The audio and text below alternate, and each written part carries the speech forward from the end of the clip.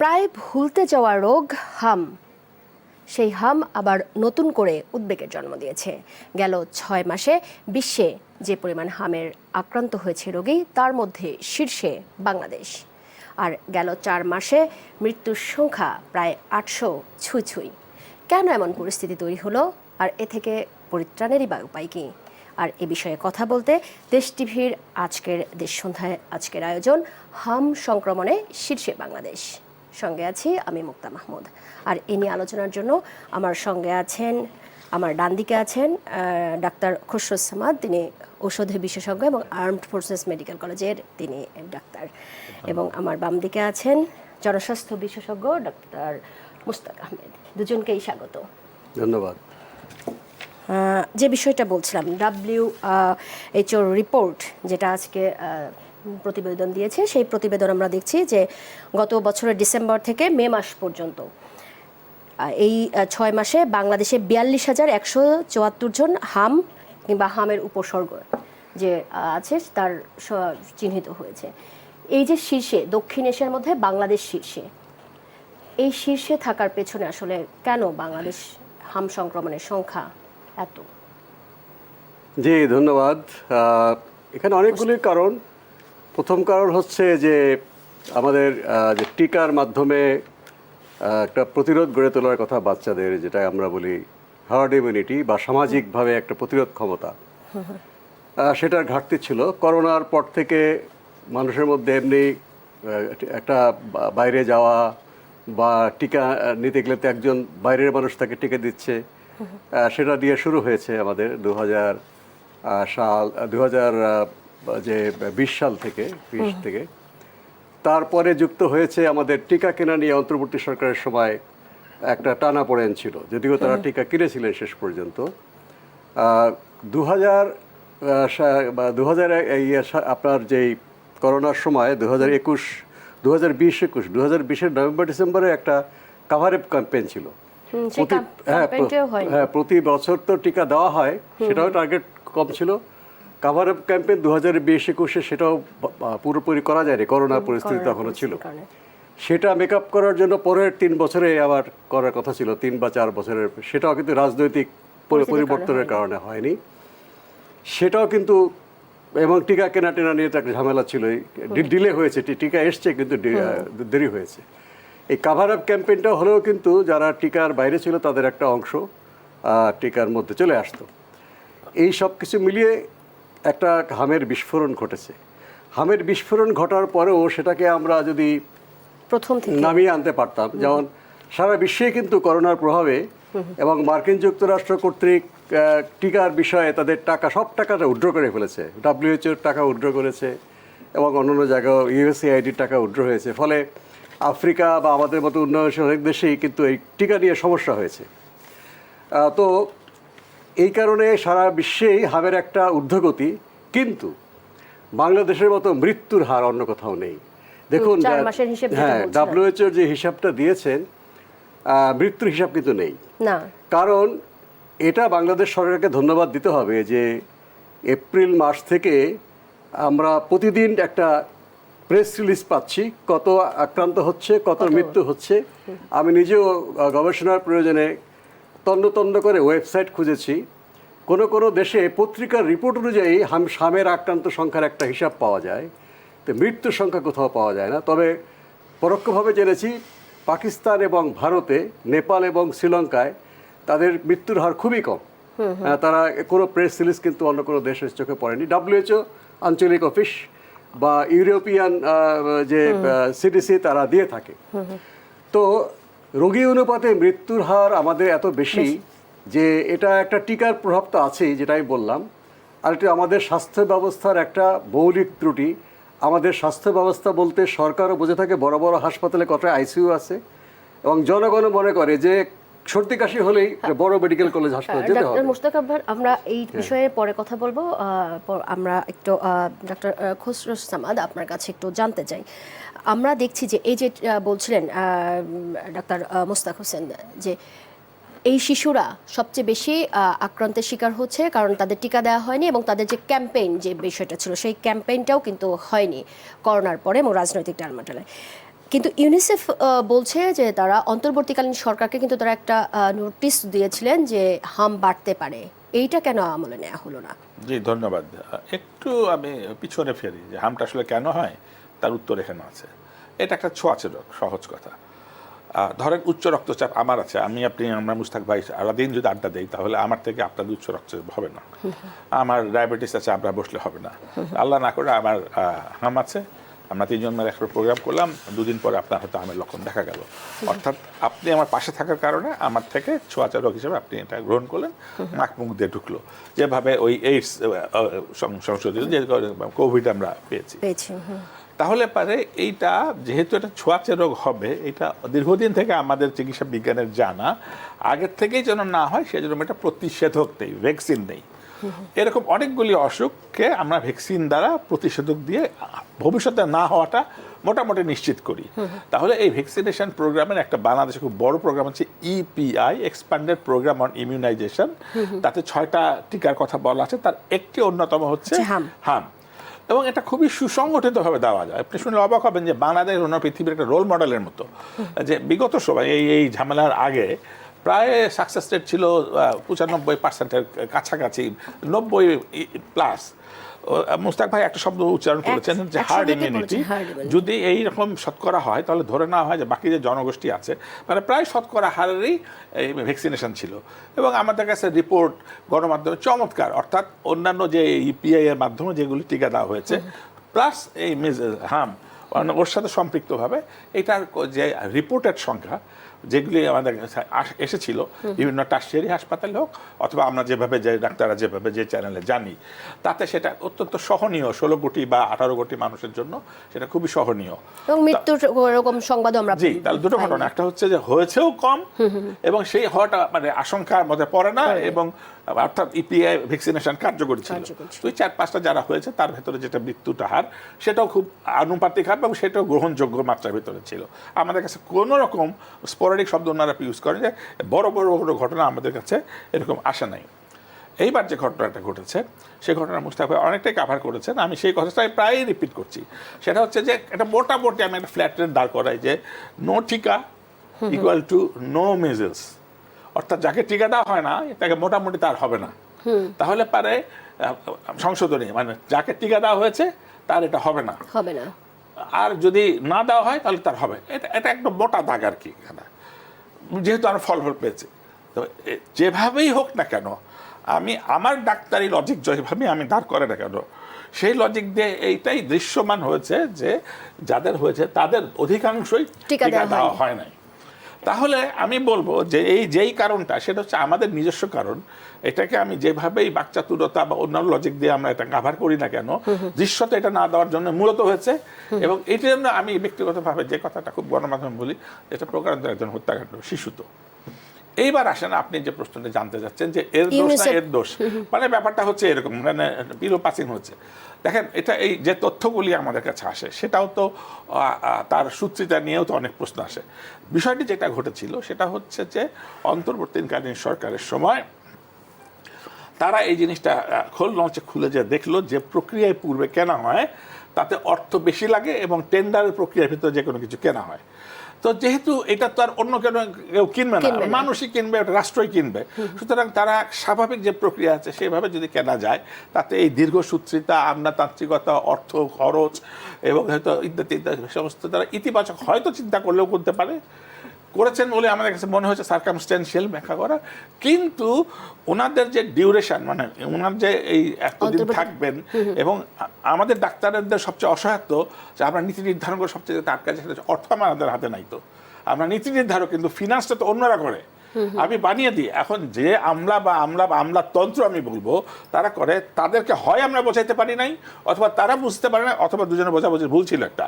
ফলে এই যে টাকা এখান থেকে যে বিনিয়োগ করো আমরা যেভাবে বলছি এবং দ্রুত করো, এই জায়গাতেও আমরা কোনো তড়িৎ ডিসিশন দেখি নাই যে না টাকা তো আমার হাতে আছে, সুতরাং এটাকে আমি এই ফাইল মুভি করা দরকার নেই, আমি আমার এই ক্ষমতা বলে আমি টাকা দিয়ে আমি এটা কিনে নিব, সেই পর্যায়টা যায় নাই।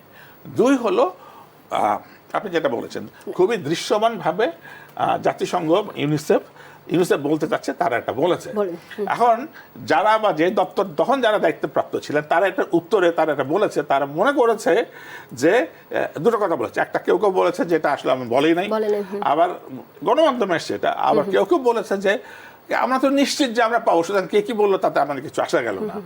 আর একটা ঘটনা একসাথে যুক্ত করতে চাই, মুস্তাক ভাই যদি আপনার মনে পড়েন, ভ্যাকসিন কিন্তু সবাই দিতে পারে না, এটা একটা টেকনোলজি। তাহলে ভ্যাকসিন ওই যে ক্যারিয়ার থেকে শুরু করে কাউকে দিতে গেলে একটা অ্যাসিস্ট্যান্ট লাগে, তার একটা টেকনিকটা জানা আছে। এটাকে আমরা খুব গাল ভরে স্বেচ্ছাসেবক টাইপের নাম দিয়েছিলাম, কিন্তু তার একটা জব, তাকে টাকা পয়সা দেওয়া হয়, ইত্যাদি দিতে দেওয়া হয়, এটা তার পেশা। তারা এই সময়কালে একটা লম্বা কয়েকবার ধর্মঘটে গিয়েছিল। তাদের আন্দোলনের যৌক্তিকতা, সঠিক কি ভুল কি দাবি, এই আলোচনাটা ভিন্ন মাত্র। আমি তাত্ত্বিক কারণে ধরে নিলাম তাদের দাবিটা ঠিক ছিল, কিন্তু তারা এই যে পরপর যে ধর্মঘটে গেল, ফলে এই সময়কালে যে স্টিপুলেটেড কাজ, ওই কাজটা কোথায় গেল? এবং এটা যে অত্যন্ত সংবেদনশীল, অর্থাৎ টিকাটা দেওয়া হচ্ছে না, তাহলে পরবর্তী যারা আসছে তাদের এই যে 4 মাস বা 5 মাস সময় তার ধর্মঘটে গিয়েছিল, এই সময় কাজটাকে তাদের ফোর্সি করতে হতো যারা ধর্মঘটে গেছেন, অথবা যারা নীতি নির্ধারক ছিল তাদেরকে বুঝতে হবে এই 4 মাসটা কাজ হয় নাই, সুতরাং পরবর্তী 8 মাসের কাজ যোগ এই 4 মাসের কাজ, এই 12 মাসে যে বাড়তি কাজটা করতে হবে, তাদেরও কোনো দৃশ্যমান আমি ব্যক্তিগতভাবে কোনো অগ্রগতি দেখি নাই, এবং তার প্রায়োগিক কোনো আমাদের ইভেন্টও চোখে পড়ে নাই। তাহলে আমি সামগ্রিকভাবে আমরা দেখতে পাচ্ছি সেটা হলো যে দোষাদোষী আমরা করতেই পারি। আমার রিকমেন্ডেশন হচ্ছে এগুলি করার থেকে একটা বিভিন্ন ডাক্তার, চিকিৎসক, বিভিন্ন ক্ষেত্রের চিকিৎসক, নীতি নির্ধারক, আইনবিদ দিয়ে একটা তদন্ত কমিটি হোক। সত্যি সত্যি আমরা দেখি, দেখার উদ্দেশ্যে কাউকে ধরা না, উদ্দেশ্য হচ্ছে এই ভুলটা যেন আমাদের ভবিষ্যতে না হয়, এবং শিশু মৃত্যুর মতো সংবেদনশীল অশ্রু বেদনাদায়ক ঘটনার জন্য আমি আপনি এখানে বসে বারবার যেন না করতে হয়। খোরশেদ সাহেব, আপনাকে ধন্যবাদ। আপনার কাছে আবার ফিরব। ডাক্তার মুশতাক হোসেন, আপনি বলছিলেন যে আমাদের হাসপাতালগুলো যদি উন্নয়ন বুঝি, বড় আইসিইউ কয়টা বা সেখানে কী কী ফ্যাসিলিটি আছে, এই সুবিধাগুলো দেখা হয়, কিন্তু অন্য অন্য বিষয়গুলো দেখা হয় না। একই সঙ্গে তিনি আরও যে বিষয়টা বললেন খোরশেদ, যে এই যে শিশুদের বোধহয় প্রতিরোধ, যে প্রতিষেধক হিসেবে যাদের যে দেয়া, এইটাকে আসলে কোনোভাবেই অন্তর্বর্তীকালীন সরকার বলি বা যে কোনো রাজনৈতিক সরকার বলি, মানে এইটাকে নেতিবাচকভাবে দেখা বা এইটাকে এক পাশে সরিয়ে রাখা, এইটাকে আদৌ সম্ভব কিনা? কারণ এইটা তো আমাকে লাগবেই। হ্যাঁ, ঠিকই বলেছেন। যে আপনার শেষের প্রশ্ন দিয়ে শুরু করি, যে প্রতিরোধক যে স্বাস্থ্য ব্যবস্থা, টিকাটা একটা স্বীকৃত, এটা সবাই প্রশংসা করেছে, কিন্তু টিকাটাকে সফল করে রাখার জন্য যে একে সবসময় আমাদেরকে মনোযোগ দিয়ে যত্ন করতে হবে, সেটা গুরুত্ব কিন্তু সমান হয়নি। যেটা ভাই বললেন যে অন্তর্বর্তী সরকারের সময় তারা যদি গুরুত্ব দিয়ে স্বাস্থ্যকর্মীদের দাবি দাওয়াগুলো তারা বেড়ে নিতেন, এবং এই যে একটা ক্ষতি হচ্ছে, সেই ক্ষতিটা ইউনিসেফ বলছে, তারা বলেছে, আমাদের দেশীয় বিশেষজ্ঞরা কিন্তু সবচেয়ে আগে বলেছে। যখন তাদের বলায় কাজ হয়নি, তখন ইউনিসেফের বিদেশি কর্মকর্তারাও আছে, তাদেরকে দিয়ে বলা হয়েছে, তারপরেও খুব একটা গুরুত্ব পায়নি। এখন মনে করে যে বর্তমান যারা আছেন তারা কি সমান গুরুত্ব দিচ্ছেন? আজকে জুলাই মাসে যে বাচ্চাগুলো মারা যাচ্ছে, তার দায় কি আপনি শুধু অন্তর্বর্তী সরকারের উপরে ফেলবেন? তাহলে এই বাচ্চাগুলো মারার দায় যাদের জন্ম হয়েছে এই অন্তর্বর্তী সরকারের সময়ের পরে, তারা কি মারা যাচ্ছে না? তাহলে আপনি যদি দায়িত্ব নিশ্চয়ই করা উচিত এবং তদন্ত করে বের করা উচিত, তাহলে এখন যেগুলো মারা যাচ্ছে সেগুলো দায়িত্বের নির্ধারণ করা উচিত। এখন যে সমস্ত বাচ্চারা অন্তর্বর্তী সরকারের পরে জন্ম নিয়েছে, তারা কেন মারা যাচ্ছে? সেক্ষেত্রে আমি বলবো না যে কেউ ইচ্ছাকৃতভাবে এটা করছে। এই যে গুরুত্বের কথা বললেন, প্রতিরোধমূলক স্বাস্থ্যের উপরে গুরুত্ব না দেওয়া এবং জনস্বাস্থ্য ভিত্তিক যে আমাদের স্বাস্থ্য কাঠামো করা দরকার, যে কমিউনিটি পর্যায় থেকেই রোগ শনাক্ত করা এবং রোগীদের পরিচর্যা করার যেই গুরুত্বটা দরকার, প্রাইমারি হেলথ কেয়ার বা প্রাথমিক পর্যায়ে আমরা শতকরা 80 থেকে 90% রোগকে সমাধান করতে পারি। এর থেকে ফিল্টার হয়ে 10% যাবে মাধ্যমিক স্বাস্থ্যসেবায়, উপজেলা হেলথ কমপ্লেক্স বা সিটি কর্পোরেশন বা রেলওয়ে হাসপাতালে, আর 2 থেকে 5 ভাগ আসবে মেডিকেল কলেজ হাসপাতাল, শিশু হাসপাতাল বা মেডিকেল বিশ্ববিদ্যালয়। এই পিরামিডের মতো যে স্বাস্থ্যর কাঠামো, এটা যদি সিস্টেমেটিক্যালি এটা সমাধান না করি আমরা, তাহলে এইরকম হামের মৃত্যু হতে থাকবে, ডেঙ্গিতে মৃত্যু হবে, অন্যান্য সংক্রামক ব্যাধিতে মারা যাবে। শুধু সংক্রামক ব্যাধি না, ডায়াবেটিস, উচ্চ রক্তচাপ, কিডনির এগুলো সমাধানে কিন্তু এগুলো কিন্তু আমাদের যে মৃত্যু হচ্ছে, এটাও কিন্তু গ্রহণযোগ্য না। আপনি উপজেলা পর্যায়ে ডায়ালাইসিস যন্ত্র প্রয়োজন নাই, আপনি উপজেলা পর্যায়ে তাকে ক্রিয়েটিনিন মাপার ল্যাবরেটরি দরকার, যে সে যেন বুঝতে পারে আমার কিডনিটা নষ্ট হয়ে যাচ্ছে, তার যে রক্ততে মানে প্রস্রাব দিয়ে রক্ত যাচ্ছে, তার পায়খানা দিয়ে কালো রক্ত যাচ্ছে, সেই পরীক্ষাগার আছে কিনা উপজেলা কমপ্লেক্সে, তাহলে প্রথমেই বোঝা যাবে যে তার কিডনির সমস্যা আছে, প্রথমে বোঝা যাবে আমার হার্টের সমস্যা। ইসিজি কি মেশিন আছে, থাকার কথা। তারপরে রোগ নির্ণয়ের যে বিষয়, রোগ নির্ণয় যদি প্রাথমিক পর্যায়ে করা হয়, তাহলে যদি প্রথম থেকেই সে চিকিৎসা পেয়ে যায় উপজেলা হাসপাতালে, তাকে আর হৃদরোগ অপারেশনের জন্য আইসিবিডিতে আসতে হবে না। আমি যদি আইসিবিডি উপজেলা পর্যায়ে পর্যন্ত আমি হৃদরোগ অপারেশন করবার জন্য ওটি তৈরি করি, এতে কি আমাদের মৃত্যু কমাতে পারবো? আমাকে প্রাথমিক পর্যায়ে প্রথম হচ্ছে রোগ প্রতিরোধ, যেন এই রোগটা না হয়, তারপর হচ্ছে প্রাথমিক পর্যায়ে শনাক্ত করা, তাহলে কিন্তু রোগ অনেক কমে আসবে। এবং আইসিইউতে যে খরচ, তার শতকরা 100 ভাগের 1 ভাগ টাকা খরচ যদি করা হয় প্রাথমিকভাবে রোগ শনাক্ত করার, তাতে আমাদের কাজ হবে। ডাক্তার মোস্তাক হোসেন, আমরা আবার ফিরবো একটা বিরতি নেবার পালা। দর্শক, নিচ্ছি ছোট্ট একটা বিরতি, বিরতির পর আবারও ফিরবো, সেই সময় পর্যন্ত সাথে থাকুন।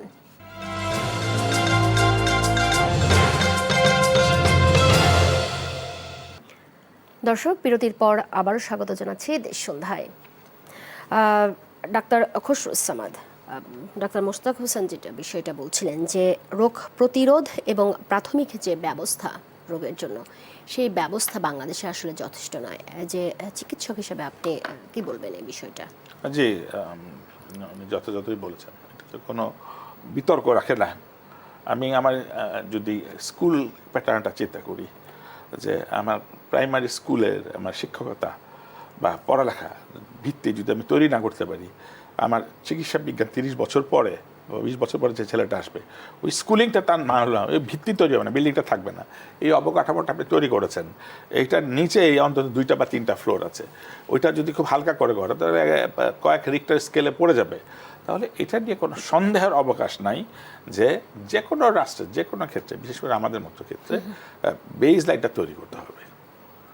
মানে হাসপাতালগুলোর একদম ঠিকঠাক, এটা তাহলে আর একটা হয়তো আমি বলতে পারিনি। অর্থাৎ ধরেন আমাদের যদি অসুখ হয়ে যায়, তাহলে পরে আমরা চিকিৎসা করি। তাহলে যদি অসুখটা না হতো, তাহলে পারে তো এই যে একটা অসুখের পেছনে ডাক্তারের কাছে যাও, ডাক্তার থাকা না থাকা, জটিল হলে হাসপাতালে যাওয়া, আরও জটিল হলে দেশের বাইরে যাওয়া, তার ব্যাপক ঔষধ কেনা, ওই রোগ নির্ণয় করতে গেলে আলট্রাসাউন্ড, ইনভেস্টিগেশন, ইসিজি, এক্স-রে, আরও সব কিছু। তাহলে যদি অসুখটা না হতো, আমাদের এই জায়গায় থাকি না কেন, হামটা যদি না হতো, তাহলে পরে মৃত্যু তো হতো না। একটা হামের রোগী কি হচ্ছে, সে আবার ছোঁয়াচে রোগ, বলা হচ্ছে যে 1 জন থেকে 18 জনের হতে পারে। তাহলে বাংলাদেশের প্রেক্ষাপটে একটা শিশুকে যে সংস্কৃতিতে সে বেড়ে ওঠে, সেই সংস্কৃতি এতটুকু বিচ্ছিন্ন করা আসলেই প্রায় অসম্ভব যে বাকি শিশুদের থেকে সে দূরে থাকবে। সে স্কুলে যায়, হয়তো প্রথমে লক্ষণে প্রকাশিত হয় না, অথবা সাধারণ জ্বর টর মনে করা হয়, ফলে সে অন্যান্য স্কুলের বাচ্চাদেরকে সংক্রমিত করে। অথবা সে বাসায় যখন খেলে, তাকে বলা আছে তার স্কুলের বন্ধুরা বা তার কাজিন বা তার ভাইরা তার সাথে মিশে যাচ্ছে, ফলে এগুলি একটা হচ্ছে। আর আরেকটা ধারণার কথা এই হামের প্রসঙ্গ উঠলো, খুবই যুক্তিসীন হচ্ছে ওভারঅল নিউট্রিশন, তার স্বাস্থ্য পুষ্টিটা কেমন, এইটা আমাদের কিন্তু প্রতিনিয়ত বিভিন্ন রোগের জীবাণু ঢুকছে, কিন্তু আমাদের শরীর সেই জীবাণুকে মোকাবেলা করে আমাদেরকে নিরোগ রাখে। আমাদের এটাকে আমরা বলি প্রতিরোধ ক্ষমতা অথবা ইমিউনিটি। সাধারণত যাদের হচ্ছে তাদের আমরা দেখতে পাচ্ছি যে ইমিউনিটি স্ট্যাটাসটা, তার রোগ প্রতিরোধ ক্ষমতাটা কমের কেন কারণ হলো, কারণ হলো অনেকগুলি বিষয় আছে। একটি হলো যে দেখবেন এইখানে একটা প্রশ্ন, যে 9 মাস বয়স থেকে প্রথম টিকা দেওয়া হলো, তাহলে কেন জন্মের প্রথম দিন থেকে এই 9 মাস একটা প্রশ্ন তৈরি হয়ে গেছে, কিন্তু কেন আমরা ভ্যাকসিনটা দিলাম না। এই কথাটা ভাবা হতো যে সে যখন উদরে ছিল, মাতৃজঠরে ছিল, তখন এই কত দিনে সে কতগুলি অ্যান্টিবডি বা রোগ প্রতিরোধ ক্ষমতা তৈরি করে, যা এই 9 মাস পর্যন্ত হামের ক্ষেত্রে যথেষ্ট সুরক্ষা দিত। কিন্তু এখন কয়েক ঘটনা বা অনেকগুলি হওয়াতে এই প্রশ্নটি আমাদের মনে প্রশ্ন হিসেবে আরও এসছে। এবার তখন আরেকটা কথা বলা হতো, সেটা হচ্ছে মাতৃদুগ্ধ, এটা একটা অ্যাডেড বেনিফিট। তো এমন তো হঠাৎ করে তো ঘটনা ঘটে নাই যে মাতৃদুগ্ধ যতটুকু শিশুরা পান করতো, আমি একটা টোটাল কমের মধ্যে তার বেড়ে যাওয়া বা কমা, এরকম তো নতুন কোনো ঘটনা ঘটে নাই। এই যে আমাদের সংস্কৃতি কিছু কম কিছু বেশি এভাবেই আমাদের চলে এসছে। তৃতীয় হচ্ছে যে একটা ক্যাম্পেইন এটাকে বিশেষ সুসংহত করতো, সেটা হচ্ছে ভিটামিন এ, অর্থাৎ যে শিশু ভিটামিন এ নেওয়া আছে এই ওষুধটা, তার এটা হওয়ার আশঙ্কা ঝুঁকি কম। এই যে বিগত সময়ে ধরা যাক বড় বড় আলো যখন জ্বলে তখন ছোট আলোটা দেখা যায় না, কিন্তু ছোট আলোটা জ্বলেছিল।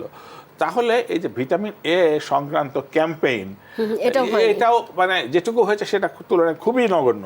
ফলে যে শিশুটা ভিটামিন এ নিলে কথা আবার রিপিট হচ্ছে যে আর হতো না, তাদের ক্ষেত্রে এটা হয় নাই। ফলে দেখা গেল যে কিছু কিছু নেওয়া হয়েছে, যেটুকু নেওয়া হয়েছে তাদের আবার ভিটামিন এ ছিল না, যেহেতু ছোঁয়াচে ছিল। আর আমাদের সমগ্র কমিউনিটি নিয়ে ইন জেনারেল তো আমাদের আর্থিক অবস্থা আরো ভালো করবার দরকার আছে, জিডিপি আরো ভালো করতেছে, আমাদের ক্ষমতা ভালো করার দরকার আছে, আমাদের স্বাস্থ্য সম্বন্ধে নিউট্রিশন স্ট্যাটাস যতটুকু বাঁচে সেটার সুষম বন্টনও হয় নাই, আমাদের এটাকে ডিস্ট্রিবিউশনের চ্যানেলটাও সুসংগত না, জ্ঞানের অভাব আছে। আবার ব্যক্তিগত পর্যায়ে প্রান্তিক পর্যায়ে যে একটা বাচ্চার মা উপলব্ধি করবে যে এই ভ্যাকসিনটা এতই গুরুত্বপূর্ণ যার জন্য তোমার বাচ্চাটা মারা যাবে, সেইটা তার উপলব্ধি যদি থাকতো তাহলে সে পাগলের মতো দৌড়ে গেলে হয়তো খুঁজে বের করতো এবং আমাদের নজরে আসতো। অথচ একটা কার্ড দেওয়া হয়, সেই কার্ডে কত তারিখে ইপিআই কোন ভ্যাকসিনটা নেওয়া হচ্ছে এটা কিন্তু সেখানে পরিষ্কার লেখা আছে। আর আমাকে যদি জিজ্ঞেস করে আমি আরেকটা যুক্ত করবো, সেটা হচ্ছে অটোমেশন। এখন অটোমেশন যুগকে আপনি উপেক্ষা করতে পারবেন না। এই তো কদিন আগে তো কোভিড ছিল, তো কোভিডে কি আমরা সারা বাংলাদেশকে মোটামুটি আমরা নিয়ে আসতে পারি নাই? তখন সেই খিলগাঁওয়ে কার হয়েছে, হলে পারে তোমার জ্বর কি হয়েছে কিনা আমরা SMS পাঠাইতে পারি নাই। তাহলে পারে এই ইপিআই বা অন্যান্য যে সমস্ত, এটা একটা সেন্ট্রাল নেটওয়ার্কিং এর একটা অটোমেশনের ভেতরে নিয়ে আসলে পারে আমরা এখানে বসে দেখতে পারবো যে খিলগাঁতে কে দেয়নি, টেকনাফে দেয়নি, চরকুকরি মুকরিতে কে দেয়নি, শিশু যে বার্থ লিস্ট। সুতরাং এটাকে যদি একটা সেন্ট্রালি অটোমেশনের ভিতরে আমরা আনতে পারি তাহলে পারে তাকে অনেকটাই সহনীয় পর্যায়ে শুধু হাম না যে কোনো ডিসঅর্ডার খসরু সামাদ আপনার কাছে আবারও ফিরবো। ডাক্তার মোস্তাক হোসেন, আপনি যেটা বলছিলেন যে এখন কি অন্তর্বর্তীকালীন সরকারের সময়ে যেসব শিশু জন্ম নিয়েছে তারা তো আক্রান্ত হয়েছে, এখন কি মারা যাচ্ছে না? এই জুনেও কি মারা যায়নি? যদি বলি এপ্রিল থেকে যে বিএনপি সরকার 6 মাস থেকে 5 বছর বয়সী শিশুদের হামের টিকাদানের বিশেষ ক্যাম্পেইন শুরু করে, তারপরও কিন্তু 46 লাখ শিশু এই হামের টিকা থেকে বাদ পড়েছে। এই বাদ পড়ার কারণটা কি আসলে টিকার স্বল্পতা? না, দেখুন, টিকার স্বল্পতার চেয়ে আরও বড় কারণ ছিল যে কোনো টিকা অভিযানের আগে একটা মাইক্রো প্ল্যানিং করা হয়। সেটা হলো কি যে স্বাস্থ্যকর্মীরা বাড়ি বাড়ি গিয়ে একদম দেখে কটা শিশু আছে এই বয়সে, তারা লিপিবদ্ধ করে গার্জিয়ানদের বলে আসে, যেটা ভাই বললেন যে তোমাকে এই টিকাটা দেওয়ার জন্য বাচ্চাকে নিয়ে আসো, কারণ এটা হলে এই লাভ হবে, তোমার বাচ্চা স্বাস্থ্যবান হবে এবং অমুক জায়গায় দেওয়া হবে, যে অমুক বাড়ির প্রাঙ্গণে আমরা ক্যাম্প করব অত তারিখে। এই ক্যাম্পেইনটা করতে অন্তত 3 মাস লাগে। ইপিআই এর একজন অভিজ্ঞ ব্যক্তি বলেছিলেন যে 3 মাসের আগে আমরা যেতে পারবো না, তাকে সরকার ওখান থেকে সরিয়ে দিয়েছে। আমি মনে করি এটা যুক্তিযুক্ত হয়েছে, কারণ প্রতিদিন বাচ্চা মারা যাচ্ছে, 3 মাস অপেক্ষা করতে গেলে তাকে স্তূপ হয়ে যাবে। তারা জরুরি ভিত্তিতে মানে আমাদের পরিসংখ্যান ব্যুরোর যে সেন্সাস রিপোর্ট, সেইটাকে জন্মহার মৃত্যুহার যোগ বিয়োগ করে তারা কাজে নেমে গেছে। সেন্সাস রিপোর্টটাই কিন্তু এখন পরবর্তীকালে এই সরকার এসে বলছে যে এটা অনেকটা মানে ত্রুটিপূর্ণ আছে। যাই হোক, শুরু করবার জন্য ওটাই ডেটাটা ছিল। কিন্তু যখন একটা ধাক্কাটা সামনে নেওয়া হলো 1 মাস 2 মাস, তারপরে মাইক্রো প্ল্যানিংয়ে যাওয়া উচিত ছিল। সরকার এটা স্বীকার করছে না যে মাইক্রো প্ল্যানিং না করার কারণে আমাদের কিছু বাদ পড়ে যেতে পারে। যেটা দেখা গেল যে ভিটামিন এ ক্যাম্পেইনের আগে তারাও কিন্তু পুরোপুরি মাইক্রো প্ল্যানিং করেনি। সিভিল সার্জনের মাধ্যমে তথ্য নিয়েছে, ঢাকা থেকে বসে যে তথ্য সিভিল সার্জন থেকে তথ্য আরও ভালো হয়েছে। কিন্তু মাইক্রো প্ল্যানিংয়ের সময় একেবারে ইউনিয়ন পর্যায়ে ওয়ার্ড পর্যায়ে পর্যন্ত গিয়ে তথ্যটা দেওয়া হয়। কাজে এখন এই মাইক্রো প্ল্যানিংটা করতে তো সরকারের তো এখানে অস্বীকার করতে অসুবিধা নেই, এবং সেই জন্য টাকা বরাদ্দ করতে যদি আপনি কলক্ষেপণ করেন, অন্তর্বর্তী সরকারকে আমরা যে দুষ্ট করছি যে তারা এখানে টাকা খরচ করছে না, তারা লাভ খুঁজতেছে, ক্ষতি খুঁজতেছে, এই রিসিভের মাধ্যমে দিলে বেশি টাকা দিতে হবে অন্যদের। তাহলে আপনি এখন মাইক্রো প্ল্যানিং করলে যে টাকাটা লাগবে সেই টাকার বিনিময়ে তো আপনি 95% বাচ্চাদের টিকা দিতে পারবেন। মানে লাভ ক্ষতির এখন আসলে বিবেচনার সময় এখন স্বীকার করছে না যে 95% টিকা দেওয়া হয়নি। 95% বাচ্চাদের টিকা আওতায় না আসার কারণে বিশেষ করে শহরে আপনার হামটা ছড়াচ্ছে। একটা কথা শুনেছি আমি, কতটুকু সত্য জানি না, পত্রিকার মাধ্যমে, যে এখন আপনার 15 মাস বয়স থেকে উপরের বয়সেরদেরকে টাইফয়েডের টিকা দেওয়া হবে। এটার একটা প্ল্যান করা হয়েছে। এই টাইফয়েডের টিকার সময় এই হামের টিকার টিমও থাকবে। একই টিকা যারা দেয় তাদের প্রশিক্ষণ তো একরকমই। সেখানে বাদ পড়া বাচ্চাদের টিকা দেওয়া হবে। আমার মনে হয় এটা পরোক্ষ পদ্ধতি ভালো আছে, তারপরেও বিশেষ করে সেকেন্ড ডোজ টিকা দিতে হবে বাচ্চাদের যারা প্রথম ডোজ পেয়েছে বা যারা পায়নি। আরো ভালো মাইক্রো প্ল্যান করে আমাদের এই ত্রুটিটা সারিয়ে নেওয়া দরকার। না হলে এখন WHO ইউনিসেফ কিছু বলছেন না কেন? নাকি তারা এই সরকার পরিবর্তন করার পরে ভবিষ্যৎ সরকারকে বলবে যে আমরা এই সরকারকে বলেছিলাম মাইক্রো প্ল্যানিং করতে, করে নাই, আমাদের হামের মৃত্যু ঠেকানো যেত, এত মারা যাচ্ছে। কাজে WHO ইউনিসেফকে ঝেড়ে কাশতে হবে। তারা শুধুমাত্র একটা রাজনৈতিক ডিবেটের মধ্যে অংশগ্রহণ করলেন, এখন তারা বলছেন না কেন হ্যাঁ আমরা চাই না তারা গণমাধ্যমে বলুন। তারা যেন যেই পদ্ধতিতে টিকা দেওয়া হোক সেটাকে যেন তারা এখন পরিপূর্ণ করতে পারে। আশা করি WHO ইউনিসেফ তারা সেই কথাটা বলবে। এখন WHO বাংলাদেশে হাই রিস্ক বলেছেন, তারা এপিডেমিক বলতে চাননি কারণ সরকার পছন্দ করে না, আমরা বলি। তারা বলতে চাচ্ছেন না এটা পাবলিক হেলথ এমার্জেন্সি, তারা বলেছেন হাই রিস্ক। তা হাই রিস্কের ব্যাখ্যাটা কি সেটা তো তাদের সরকারকে বলা উচিত যে আপনারা এই পদ্ধতি হাই রিস্ক বলাটা শুধুমাত্র অগ্রাধিকার আমি দিলাম, পদ্ধতিগতভাবে দিতে হবে যে একটা কেন্দ্রীয় কোঅর্ডিনেশন। দেখুন এখন বন্যা হচ্ছে, প্রাকৃতিক দুর্যোগের সময় কিন্তু অটোমেটিক 35টি মন্ত্রণালয় কিন্তু মাননীয় প্রধানমন্ত্রীর নেতৃত্বে কোঅর্ডিনেশনে চলে আসে, অপারেশন সেন্টার। স্বাস্থ্যের দুর্যোগের জন্য অনুরূপ অপারেশন সেন্টার করা দরকার, যেখানে স্বয়ং প্রধানমন্ত্রী বা তার মনোনীত একজন সিনিয়র ক্যাবিনেট মিনিস্টার বা প্রশাসনের ক্যাবিনেট সেক্রেটারি সেই কাজটা করবেন। তাহলে কিন্তু এই যে আমার দায়িত্ব না ওর দায়িত্ব, ওর দায়িত্ব না সের দায়িত্ব, এই কথা বলার কোনো অবকাশ থাকবে না। সমস্ত সরকার এবং সমস্ত জনগণ মিলে এই স্বাস্থ্যের দুর্যোগকে মোকাবেলা করবে, যেভাবে বন্যা এবং ঘূর্ণিঝড়কে বাংলাদেশ খুব ভালোভাবে মোকাবেলা করার উদাহরণ সৃষ্টি করেছে। তাহলে আমরা নিশ্চয়ই এই মৃত্যুগুলো খুব দ্রুত কমিয়ে আনতে পারবো। তার মানে এখন যে হাই রিস্ক তৈরি হয়েছে এবং এটা সরকারের স্বীকার করে নেওয়া উচিত। ডক্টর মোস্তাক হোসেন, আপনার কাছে ফিরবো একটু। খসরুজ্জামান, আপনার কাছে মানে জানতে চাই বিষয়টি যে এই যে বললেন যে এটা একটা এখন হাই রিস্ক তৈরি হয়েছে, সরকারকে স্বীকার করে সেই ব্যবস্থায় যাওয়া উচিত কিনা?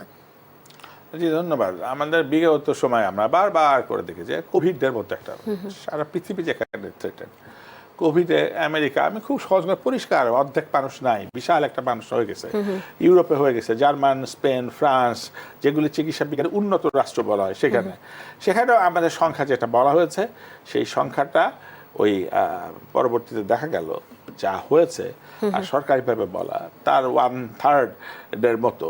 তাহলে অর্থাৎ ওই যে আমার টিপ অফ দ্য আইসবার্গের গল্প এখানে আমরা বহুবার বলেছি যে বরফের হিমশৈলের যে অংশটুকু ভাসে সেইটা দিয়ে কখনো পুরোটা হিমশৈলও পরিমাপ করা যায় না, হিমশৈলটা মাত্র দেখা যায়।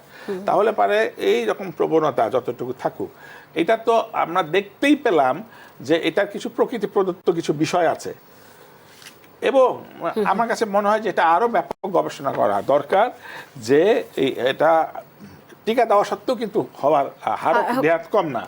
তাহলে পারে আমরা একটা ফ্ল্যাট রেটে খুব বড় একটা দাবি কিন্তু এখানে ভুল মেসেজও যেতে পারে যে এই কথাটা আমি কখনোই বলি নাই বা আমরা কখনোই বলি নাই প্যানেল যে দিলেই হবে না। আবার আমি ফার্মাকোলজি হিসেবে আমি কিছু তথ্য যুক্ত করতে চাই। মনে করেন এইটা তার ভ্যাকসিন, ধরা যাক এই ফ্যাক্টরিতে এখানে তৈরি হলো, এই ফ্যাক্টরিটা ধরা যাক এটা সুইডেনের তৈরি আর এইটা হলো ঢাকা, এইখান থেকে তো সে উড়ে একবারে আসে না, এইখান থেকে ফ্যাক্টরিতে করতে গেলে সে এখানে প্রি শিপমেন্ট হয়, জাহাজে করে সে চলে, সে এইখান থেকে আবার ঢাকায় আসে, ঢাকাতে আসার পর সেটা আবার ডিসপ্যাচ হয়, হওয়ার পরে সাপ্লাই চেনে এখানে আসে, এইখানে আসার পর আবার এখানে পড়ে থাকে, দেওয়ার পর লোকজন এখানে আসে, তারপর এখানে দেওয়ার। তো এখানে হাত কিন্তু অনেকগুলি বদল হচ্ছে। এক হচ্ছে ওষুধটা ঠিক যত কেউই হোক না কেন কোনো এরারের ঊর্ধ্বে না, তাহলে যে এই হামটার যে ভ্যাকসিনটা সেটার ভেতরে যেই সমস্ত ইনগ্রেডিয়েন্ট যতটুকু মাত্রায় থাকার কথা ছিল প্রতিদিনই তার একটা ব্যাচ নাম্বার থাকে, লট নাম্বার থাকে, কোন দিন তৈরি হচ্ছে, সেইগুলি 16 আনা ভাবে ঠিকঠাক হয়েছিল কিনা এই গবেষণা কিন্তু হয় নাই। আমরা শুধু এককভাবে একটাকে ফোকাস করেছি, সেটা ঠিকই আছে। নাম্বার 2, এই যে এই জায়গাটায় ফোকাসিং করা উচিত ছিল। চেইন ওনারা কোল্ড চেইন বলে, সাপ্লাই চেইন, এই চেইনের ভেতরে যেভাবে এত নাম্বার টেম্পারেচার এইভাবে ওগুলো টেকনিক্যাল কথা, তো আমি সাদাপাটা ভাবে বলছি যেভাবে আশা কথা ছিল সেটা আশাটা নিশ্চিত হয়েছে কিনা সেটা আমি দেখি নাই। 3 হলো ওই যে দেওয়ার সময় এইটুকুর ভেতরে এটা ঠিকঠাক আছে কিনা, এইগুলিও কিন্তু আমাদের কোনো স্পষ্ট ডাটা নাই যে এইগুলি সকল কিছু ভুলের ঊর্ধ্বে শুধুমাত্র ওইটা একটা কারণ, তাহলে এটাকেও সুতরাং দেখার দরকার। 2 হচ্ছে যে জিনোম সিকোয়েন্স বলে আমাদের একটা শব্দ এখন খুব কানের সাধারণ মানুষজন জানে, যে ধরা যাক যখন কোভিড ছিল তখন তার ডেল্টা ভ্যারিয়েন্ট, 2 দিন পরে বলছে এটা ওমিক্রন ভ্যারিয়েন্ট, তারপর আরেকটা ভ্যারিয়েন্ট, অর্থাৎ আবার এই যে ডেঙ্গু সিজন চলে আসছে, তাহলে ডেন 1, ডেন 2, ডেন 3 শব্দগুলো আমরা শুনতে পাচ্ছি। তার মানে এগুলির বিভিন্ন রকম ভ্যারিয়েন্টে সে যখন দেখে সে বিপদে পড়েছে, তখন ক্রমশ সে তার রূপ বদলায়, শত্রু অপরিচিত, তখন ওই শত্রুকে বাঁচবার জন্য সে নিজের আদলটা বদলায় এবং ওই শত্রু তাকে চিনতে পারে না। ফলে এরকম কোনো কিছু আদৌ আছে কিনা তার জন্য আমাদের পরবর্তী প্রজন্মের জন্য জিনোম সিকোয়েন্স করে দেখা যেতে পারে যে এরকম কোনো আমাদের অজানা কোনো কিছু আদৌ আছে কিনা এই বিষয়টিতে। কারণ দেওয়া সত্ত্বেও যখন মৃত্যু হচ্ছে, আমার মনে হয় এটা খুঁজে দেখা গেলেও যেতে পারে। ডক্টর মোস্তাক হোসেন, আপনার কাছে বিষয়টা জানতে চাই, যেটা বলছিলেন যে আমরা যেরকম এই যে একটার পর একটা স্টেপ ভাইরাসের পরিবর্তন হচ্ছে, হামের ক্ষেত্রে কিন্তু ওই ধরনের ব্যবস্থা এখন আমরা দেখছি না, যে এটা নিয়ে গবেষণা, এটা কেন হচ্ছে, এবং সরকারের দিক থেকে আপনি যেটা বললেন যে এইটাকে হাই রিস্ক হিসেবে বিবেচনায় নিয়ে স্টেপ নেওয়া, সেগুলো কিন্তু আমরা এখনো দেখছি না। মানে কেন আসলে দেখছি না?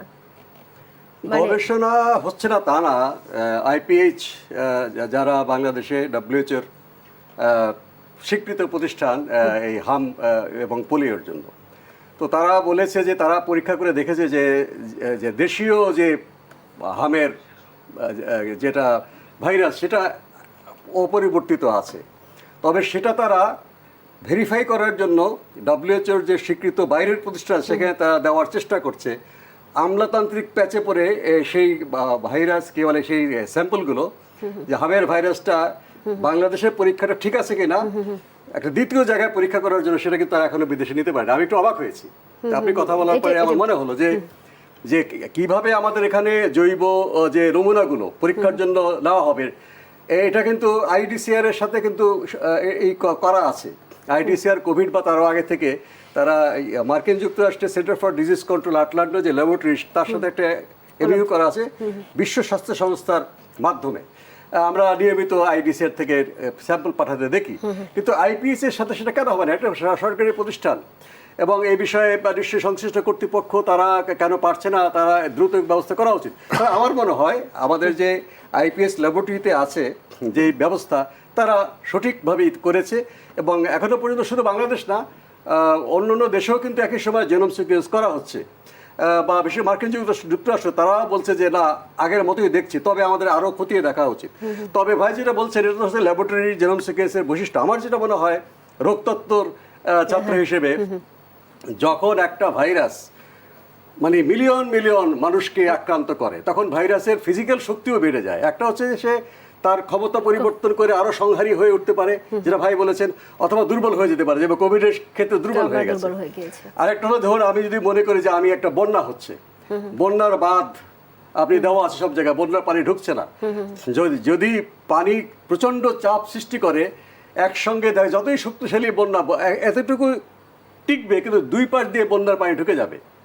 কাজেই এত মিলিয়ন মিলিয়ন মানুষ বাংলাদেশে আক্রান্ত হয়েছে, বা অন্যান্য বাংলাদেশে বিশেষ করে যারা আগে টিকা দিয়েছে তারাও কিন্তু আক্রান্ত হচ্ছে, হয়তো মারা যাওয়ার সংখ্যাটা কম।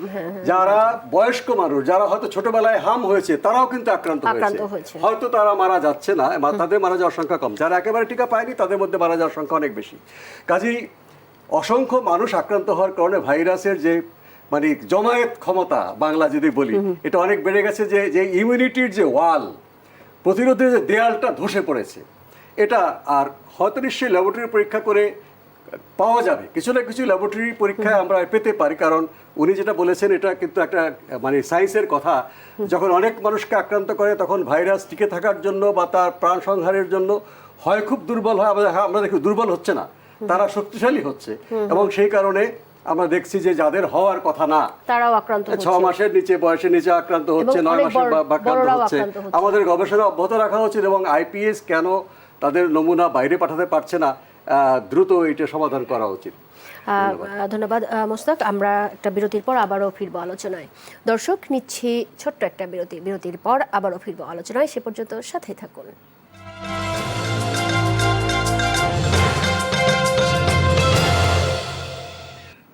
দর্শক, বিরতির পর আবারও স্বাগত জানাচ্ছি দেশ সন্ধ্যায়। যে বিষয়টা নিয়ে আলোচনা করছিলাম, যে এখন আমরা হাসপাতাল ব্যবস্থা নিয়ে একটু কথা বলতে চাই, কারণ হাসপাতাল হামে যখন আক্রান্ত আমরা দেখেছি মার্চ থেকে, সেই সময় কিন্তু হাসপাতাল ব্যবস্থাও আমরা দেখি নাই এবং মানুষ অক্সিজেনের সংকটে পড়েছে, হাসপাতালের সেবা পায়নি। এই বিষয়টা যদি বলেন, এবং যে কোনো ধরনের যদি ক্রাইসিস তৈরি হয় এরকম অবস্থায় আমরা দেখি। জি, ধন্যবাদ। যে কোনো অংশকের তুলনায় এই হামের চিকিৎসা এবং হাসপাতালের কিছু দৃশ্যমান পার্থক্য আছে। ধরা যাক লিভার ডিজিজ, এই সময় গেলে খুব আলোচনা হচ্ছে না, ফ্যাটি লিভার। আমি এক তাত্ত্বিক কারণে ধরলেন ফ্যাটি লিভার খুব বেশি হয়ে গেছে, হাসপাতালে ভর্তির দরকার আছে। হাসপাতালে কিন্তু এরকম ভর্তি হয় না, এটা একাডেমিক আলোচনা। তো তাতে কি করা যাবে, একটা রোগীর পর আরেকটা রোগী রাখবে, ডাক্তার ডাক্তারের সাথে এসে চিকিৎসা দিবে, তার রোগীর লোকজন আসবে চলে যাবে, কোনো সমস্যা নাই। এই উদাহরণটা কি, অর্থাৎ একটা ফ্যাটি লিভারের কারণে আর একটা ফ্যাটি লিভার পাশাপাশি থাকলে তার কোনো সমস্যা হবে না।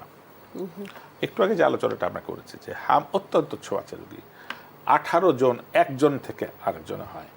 তো ধরেন এই হামের এই ঘটনাটা বিগত 6 মাস ধরে আমরা আলোচনা করছি, তার আগে তো এটা বিবেচনা করা হয় নাই, মানে এরকম ভাবে হবে।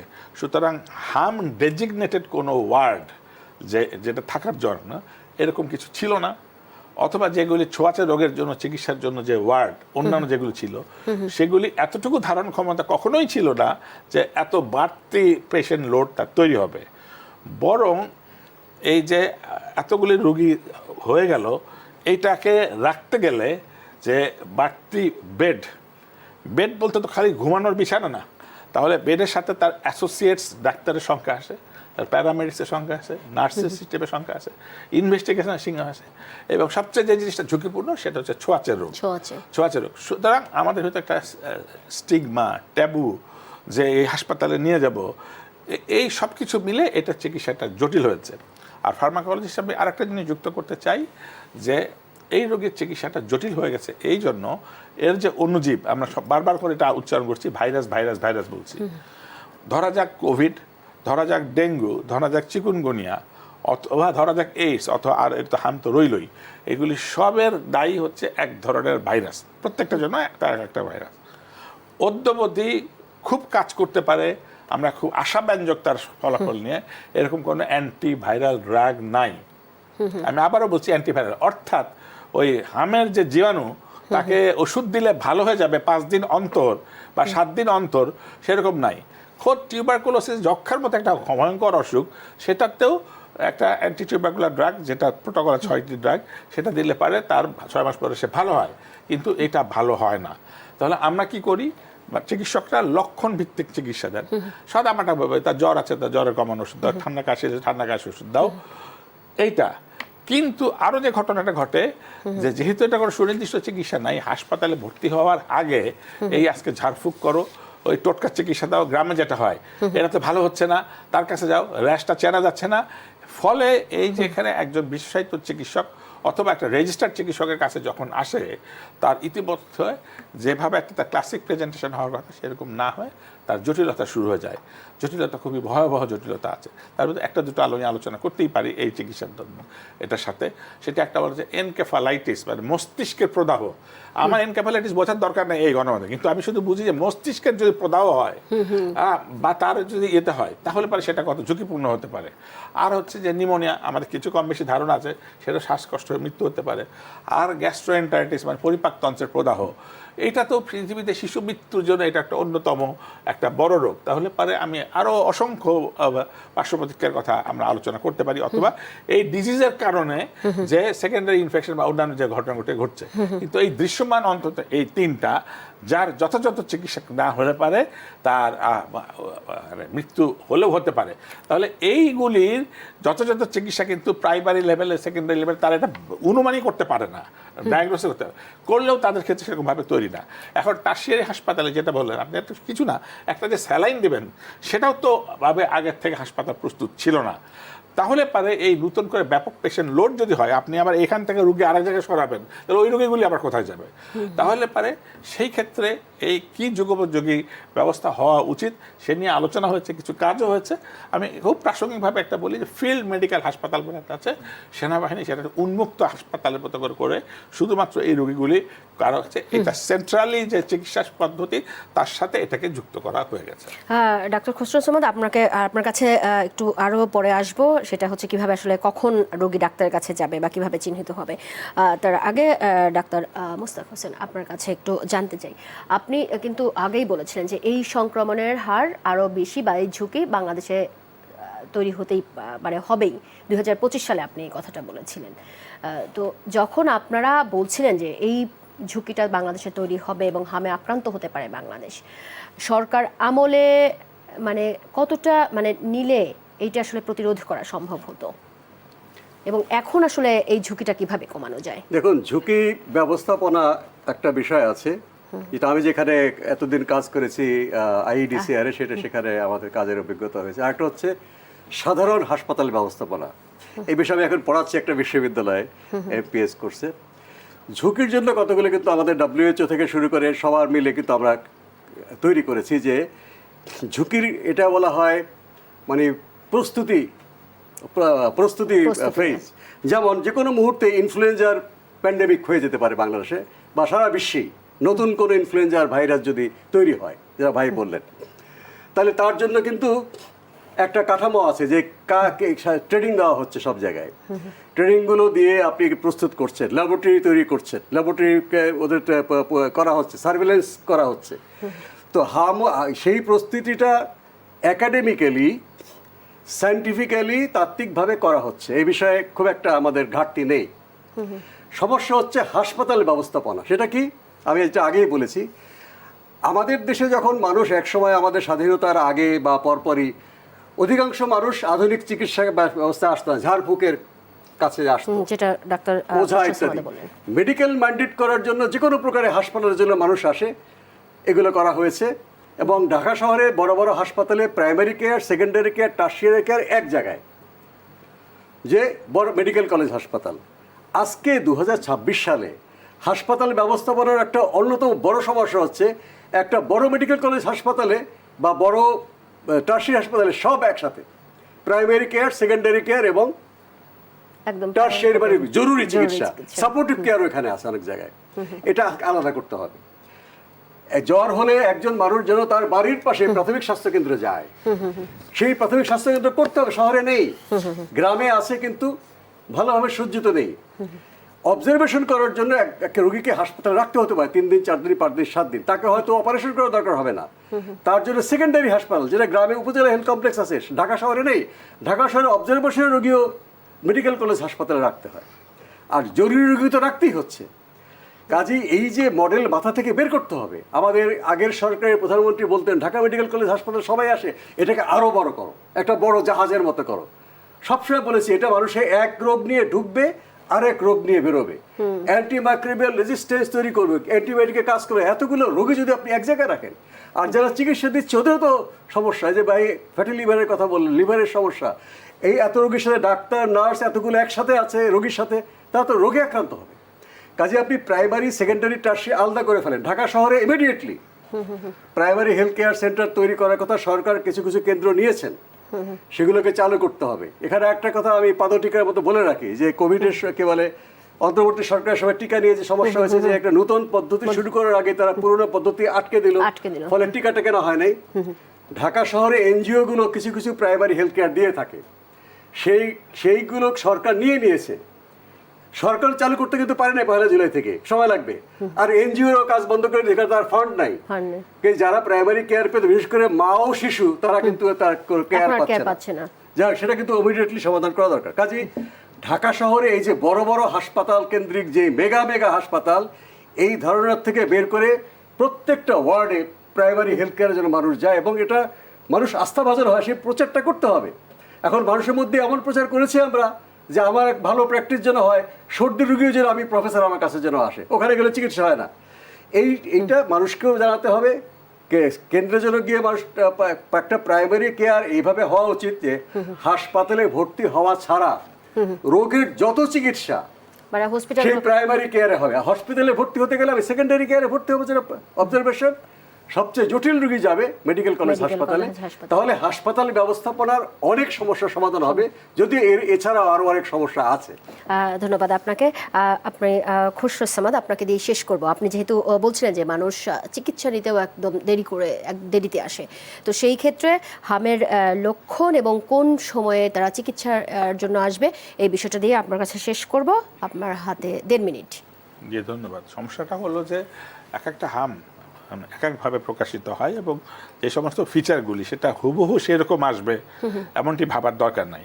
ফলে আমি যদি এখন অল্প কথা বলি, তাহলে অন্য রোগী যদি এইভাবে এটা ভাবে তাহলে পারে তিনি বিভ্রান্ত হতে পারেন আপনি 1 মিনিটের মধ্যে শেষ এবং করবেন। ইনফরমেশনটা তার কাছে আরও ভুল হতে পারে। তবে যেহেতু এটা হাম, সুতরাং তার এটা জ্বর 1, 2 হলো যে বলা হয় করাইজার, দাগ দিয়ে পানি, 3 হলো কনজাংটিভিটিস সি, চোখ লাল, এবং সর্বশেষ যদি র্যাশ হয় তাহলে পরে মোটামুটি আমরা নিশ্চিত যে এর হাম হয়েছে এবং দ্রুত ডাক্তারের চিকিৎসা। তখন দ্রুত ডাক্তারকে চিকিৎসা। এই সময়কালে যেটি কাজ করবেন সেটা হচ্ছে সর্বোচ্চ প্যারাসিটামল আর চুলকানি জাতীয় অ্যান্টিহিস্টামিন খেতে পারেন, প্রচুর পানীয় পান করতেই হবে, তারপর দ্রুততম সময় ডাক্তারের কাছে শরণাপন্ন হবে। ধন্যবাদ আপনাদের দুজনকেই। ধন্যবাদ আপনাকে। এ পর্যন্ত আমাদের আলোচনা শেষ করতে হচ্ছে, আমাদের সময় শেষ। দর্শক, এতক্ষণ দেখছিলেন হাম সংক্রমণের শীর্ষে বাংলাদেশ। নিশ্চয়ই অন্য কোনো বিষয় নিয়ে আবারও আপনাদের সামনে হাজির হব। সে পর্যন্ত দেশ টিভির সঙ্গেই থাকুন।